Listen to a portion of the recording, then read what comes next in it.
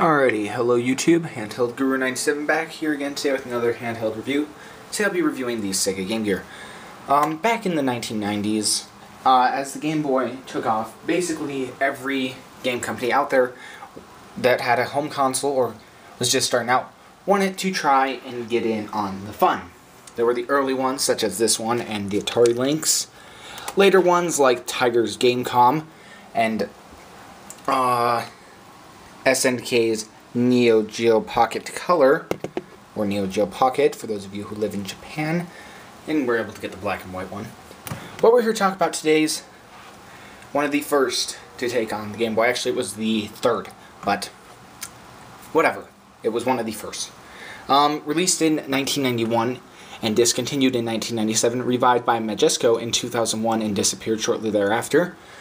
The Sega Game Gear had a fairly long life, much longer than, say, its other competitor, the Atari Lynx here. Atari Lynx Model 2 was actually released the same year as the Sega Game Gear. This console sold about 10 million units overall. I'm not entirely sure if you distribute it between America, Japan, and Europe and all those places, how it would even out there, but still 10 million units. It was a pretty impressive number for the times, however, and at the time it was the most successful competitor to a Game Boy, and it was not surpassed until the release of the PSP. Yeah, so here it is. As you can see, it is in the landscape format like the Atari Lynx, and the Game Boy, of course, is a portrait. Quick information about this. This is a full-color backlit handheld. It's 8-bit, and it's not the first full-color handheld. That goes to the Atari Lynx, released in 1989, same year as the Game Boy came out. So most of the time people mistake this as the first handheld. It's an alright mistake, but because a lot of people do tend to make it every now and then, but hey, just get your facts straight next time and everything will be set. But no matter, alright. Anyway, let's get over the controls of this console, the face of it. Here it says Game Gear and your power indicator, and if your batteries are running low, we're going to talk about that in a minute, there is an issue with the batteries.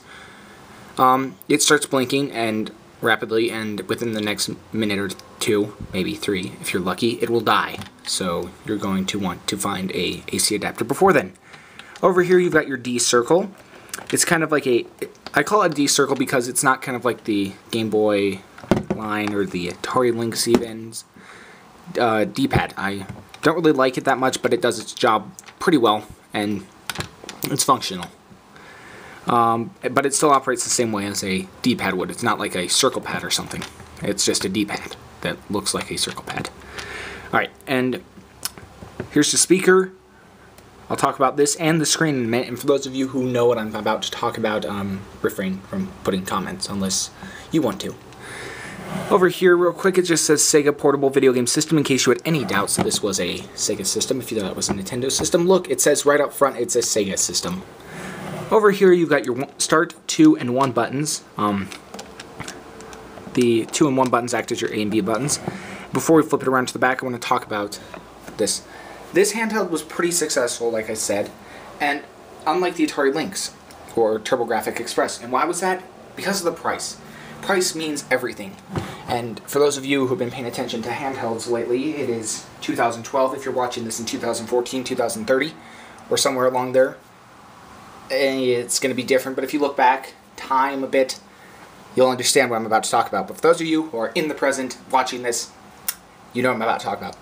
But we're going to use modern handhelds, such as the 3DS and PS Vita. Both handhelds launched at the price of $250, with the Vita launching at a 3G model at $300. And we'll start with the 3DS. The 3DS at $250, it was like, yay! And the momentum died. Launch day was like, yay! Nothing happened. For the next 2 months, no games came out that were really worth noting. The releases started picking up with Dead or Alive Dimensions in May. Then all of a sudden came Zelda in July, and of course the eShop as well. And that helped bring it over into July, but we were still starving for games. Finally, in August, but by August we were starting to run out of games, and we needed Nintendo's help. But finally, they announced a price drop. The console sold so much better because of that price drop. Now at $170 and the 3DS XL at $200, it's doing fantastic. Now the Vita is still priced high. And can Sony afford to drop the price? Probably not, which is why it's not been dropped yet. But that's kind of why the Atari Lynx and TurboGrafx Express failed to compete against Game Boy. The Game Boy was $90. So Sega launched this at $150. So, like I said, 8-bit. It's not 16-bit like a Lynx. So, that's a good thing, right? It is. Because I think that would help lower the cost a bit, but another thing that lowered the cost was cheap carburetors here and here. That sounded good in 1991 when you were getting this, because, hey, I could afford it. I can't afford a Lynx or anything. But 21 years later, there's some issues. Most of these speakers are starting to die out, and they get dimmer and dimmer and dimmer with age, and eventually you can't hear anything unless you plug headphones in. And the screen, it still works, but you have to play it like this.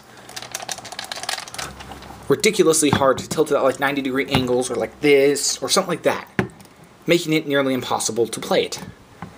Now, these are easily fixable problems, but I'm not a do-it-yourself guy. Well, probably the only thing I can really do is replace a Game Boy Color screen, like this. But, hang on just a second. Yeah, so, which is why it was so hard for me to find a Game Gear, is because they're all broken. Well, a lot of them are. And it costs about $50 to $75 to about $80 even dollars to get one fully working. Now, of course, if you buy it like that, you can get about 2 or 3 games with it. But still, that's a lot of money. Especially because a lot more of it's kind of like a dry cleaner. You pay a lot for your shirt, but guess what? You have to dry clean it, and in time, it will surpass the price of the shirt, making it really redundant. Game Gear's kind of like that, because it takes six AA batteries. Look, it even says it on there. If it will focus, you'll understand what I'm meaning. I've got these gigantic battery clips on it, which are slightly obscene, and my camera won't focus. See? This is right there. AA 6. But I've got these nice third-party, I believe. They're called performance battery packs. If anyone's heard of these, please let me know more about them. All I know is that they work and they're pretty cool. But yes, cuts down on battery consumption. Another thing, if you don't want to look around on eBay for a rare, late-gen, third-party accessory, get one of these. AC adapter. Very fun. Of course, you can't move it around, but hey, this is still a pretty big handheld anyway. But anyway, 6 AA batteries. So, yeah, I guess it's kind of a good thing Sega got the price down, or this handheld would have bombed. And then, of course, you got the cartridge slot on the back. Cartridge, they're pretty big, actually. About the size of the screen. And it's a pretty good sized screen, actually, so big cartridges. But I kind of like that. I can easily read the labels and all that good stuff. But anyway, up top here, as we finish off the tour, if my camera would focus, which it doesn't seem to want to do, probably because there's no lighting. This is your volume. I'm going to turn some lights on real quick here, just because I can't see it. Okay, focus please, camera. Okay, there we go. This is your volume, headphone jack, and kind of like a Game Boy with its little cover over it. It's your multiplayer. Cable would go right through there. Cartridge, of course, right up there. This is where your AC adapter would plug into, here, kind of like this. Now, this is a different kind. It's not officially licensed by Sega, but it plugs in and still would power it. Power switch right there. Your brightness sliders right there. So, we've talked about why the Sega Game Gear was pretty successful, but now we need to go into another aspect of why it was more successful than the Lynx. It's because of the games. Now, the Lynx had some good games, but there were a lot of them were arcade ports and, well, stuff like that. But kids, I mean, hey, I can just get 50 cents I can just get 50 cents from under a sofa and go play those games. I don't really care about them being portable, and plus the console costs so much money. And guess what? Kids back in the mid 80s, they want Mario. But in the early 90s, if you were a Sega kid, guess what you wanted? This guy. You wanted the Speed Demon Sonic. And also, you probably wanted a lot of sports games, because there are a lot for the Game Gear. There also are a good amount of RPGs, which is something that the Lynx lacked extraordinarily, and I would list it as a contributing factor as to why it died. And like all handhelds, you gotta have puzzle games. But, of course, the three supporting,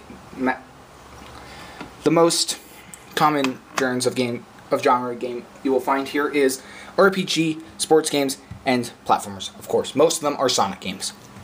So we'll do some gameplay here real quick of Sonic the Hedgehog 2, one of the earliest games released for the earlier games released for the system, and probably the most common. If you go on eBay and look up the cheapest, newest in-box games for the Game Gear, the first one you're going to find is this game. So yes, let's get it turned on here. Ta-da!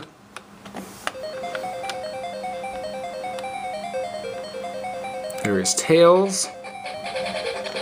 Zoom in here real quick. Hey, look at that. Actually, I could... So you can see my screen's a bit scratched up. Let's start here. So you can see Tails is kidnapped, and Sonic is off to rescue him. Despite the fact that he is seen there in the minecart, which is kind of weird. So you use the D-pad to collect rings, and also, I should mention, the spin dash move's not in here. If you want the spin dash move, you're gonna have to go get Sonic Triple Trouble. There are multiple branching off paths in this game. It's kind of blurry with my camera, but hope you guys can still see it pretty well. It does not look this bad on screen in actuality. It looks quite nice. Graphics are very detailed. There are many secret paths like that. To get you more rings. Let's zoom out here real quick. The camera focus. There's Sonic. Oops. I'm playing through a viewfinder. Oh, whoops, and I died. Well, we'll try that again real quick here, and then we're gonna turn her off real quick. There are no mid-save points or anything like that. This is an old-school Sonic game without the spin move. It looks quite nice, I must say, for an older handheld. Ow. There are a lot of branching paths, secret paths that you can take. It's kind of nice, adds a little bit of replay value here and there. Of course, considering this game is actually quite difficult, I've been through almost every multiple path multiple times. Takes away the fun of it, but hey. Come on! Sonic, you loser. Sonic, guess what? Ah, okay. I can't make it past there, but most of you have probably seen, played, or watched Sonic games. If you want to see someone actually do good on it, you're going to have to go somewhere else, because I'm not good at it. For some reason today, just can't make that jump. Alright, let's wrap this up, okay? So, Game Gear. It's not my favorite handheld. I'll start off with that. It's not my favorite. Of the three, if I were to recommend an early 1990s color handheld that's pretty affordable, well, unfortunately they're not affordable. The TurboGrafx Express will run you about $500. It's still expensive.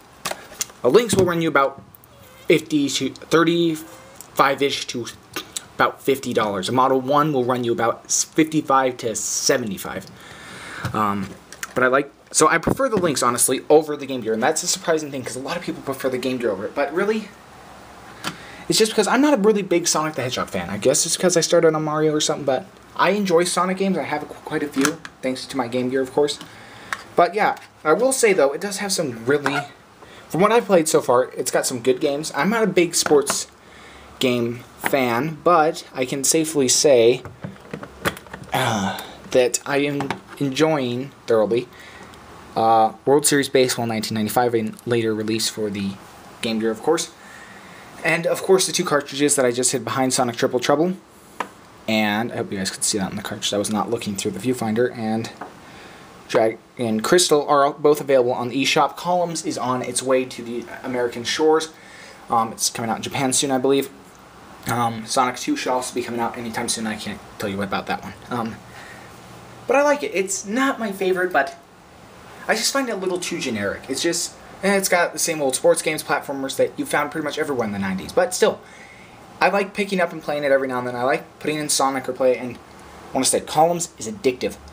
If you're a person who likes tinkering with handhelds and can fix them pretty fast, and you know how to work your way around carburetors, get one of these handhelds. You can get a bundle of about 10 or even 15 for $20 with various problems. Broken speakers, broken screens, both are broken.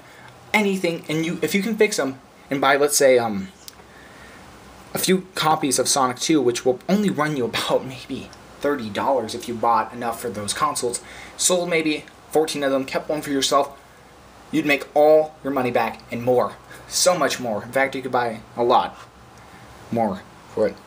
Like another Atari Lynx. But anyway, it's a good console, but it's hard to recommend. It's hard for me to recommend it. But if you're a Sega sports fan, Sonic fan, or just an overall Sega fan, definitely check it out. If you're a handheld game collector like me, definitely worth something checking out, especially as they're going to get harder and harder to find in this condition unless you know someone who can fix them. Hopefully we'll start seeing more appear on eBay that are fixed and have been repaired on. That would be nice. Some people don't like that, but really, after you get one of these things, you'll like it a lot. So, Game Gear. Not the best, but I commend Sega for trying. They did good, but I just wish they would have tried more to branch out from their generic sports and platformers at the time. Tried giving something that was fresh, but we can't have what we want. And besides, the great thing about these generic games are they're fun. And that's why it was pretty successful, I guess. But don't think I hate on it, guys. Just, I want to round that out. If you're a big, hardcore fan of this console, don't hate on me for it. I'm sorry if I disappointed you guys, but guess what? It's a decent handle. And if you can get one for a really good price, under $50, and you see one like that, well, check it out. Or maybe I'll check it out before you. Alright, thanks.